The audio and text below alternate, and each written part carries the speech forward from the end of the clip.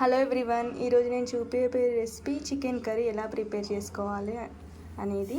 దీనికి కావాల్సిన ఇంగ్రీడియంట్స్ వచ్చేసి ఆనియన్స్, చిల్లీస్, కరివేపాకు, కొత్తిమీర, పుదీనా అండ్ అల్లం వెల్లుల్లి, కారం, ఉప్పు, పసుపు, ధనియాల పౌడర్ అండ్ గరం మసాలా. ముందుగా మనం ఒక కడాయి పెట్టి దాంట్లో ఆయిల్ హీట్ చేసుకోవాలి. ముందుగా మనము ఇందులో దాల్చిన చెక్క అండ్ కొద్దిగా సాజీరా అండ్ చెక్క,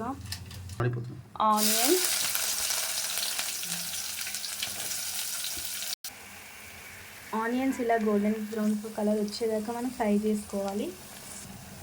నెక్స్ట్ మనం అల్లం వెల్లుల్లి పేస్ట్ వేసుకోవాలి. ఈ అల్లం వెల్లుల్లి పేస్ట్ మనం ఇంట్లో దంచుకుందండి, మనం బయట అస్సలు వాడొద్దు. నెక్స్ట్ మనం సాల్ట్ వేసుకోవాలి. సాల్ట్ అనేది మనకు అల్లం వెల్లుల్లి పేస్ట్ని మంచిగా గోలేలా చేస్తుంది.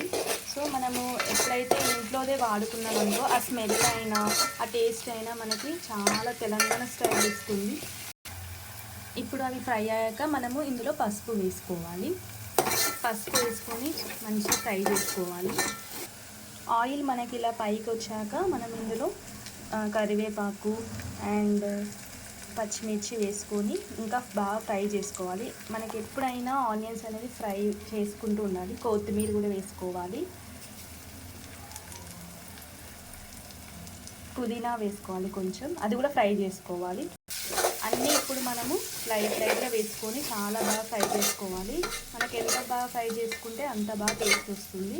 ఆయిల్ అనేది మనకి ఆనియన్స్ లోపలికి అందులోకి వెళ్ళి అది చాలా గోల్డ్ కలర్ వచ్చేలాగా ఫ్రై చేసుకోవాలి.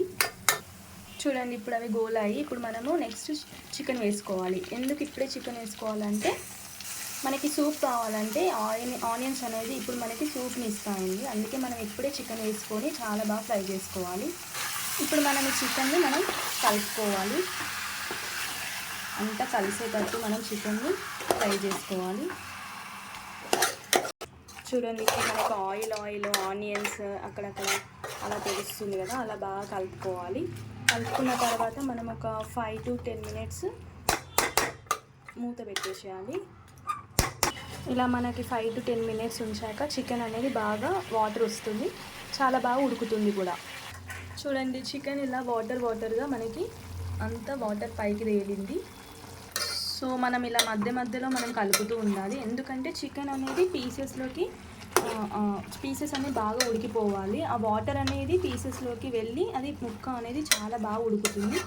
ఇలా మనం మధ్యలో ఒక 2-3 times ఇలా కలుపుతూ ఉండాలి. చెక్ చేసుకోవాలి వాటర్ అనేది ఉన్నాయా లేవా అని చూసుకుంటూ ఉండాలి. ఇలా గ్రేవీ వాటర్ ఉన్నాయంటే మనకి చికెన్ అనేది ఉడికిందని తెలుస్తుంది.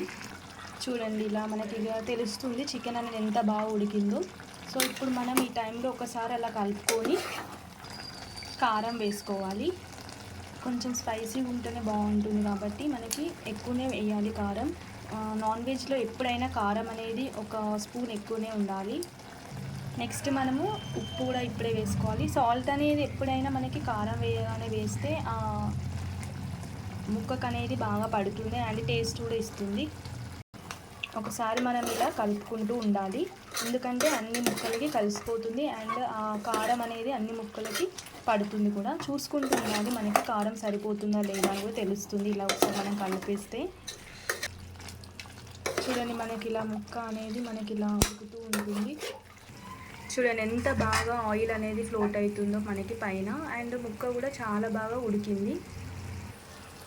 ఇలా మనకి ఉడికాక మనము ఆయిల్ అనేది ఇలా మనకి పైకి తేలాక గ్యాస్ మనం చిన్నగా పెట్టుకొని మళ్ళీ ఒక 5 minutes అలా ఉడికించుకోవాలి. చూడండి, మనకి ఎంత బాగా ఉడికిందో చికెన్. ఇప్పుడు మనము గరం మసాలా వేసుకోవాలి. ఇంట్లోనే ప్రిపేర్ చేసుకున్న గరం మసాలా, ఇంట్లోనే ప్రిపేర్ చేసుకున్న అల్లం వెల్లుల్లి పేస్ట్, ఇంట్లోనే ప్రిపేర్ చేసుకున్న ధనియాల పౌడర్ వేస్తే ఎప్పుడైనా చికెన్ అనేది చాలా బాగా టేస్ట్ వస్తుంది. ఇప్పుడు కొంచెం మనం ధనియా పౌడర్ వేసుకోవాలి. లాస్ట్లో మనం కొత్తిమీరతో ఇలా గార్నిష్ చేసుకుంటే చాలా బాగుంటుంది. ఫైనల్గా మనం ఒక 2 minutes దీన్ని మూత పెట్టేసి ఒక 2 minutes ఉంచుకోవాలి. ఫైనల్గా చూడండి మనకి చికెన్ అనేది ఎంత బాగా ఫ్రై అయిందో, ఎంత టేస్టీ కూడా ఉందో చూడండి. చికెన్ కర్రీ అనేది మనకి రెడీ అయిపోయిందండి.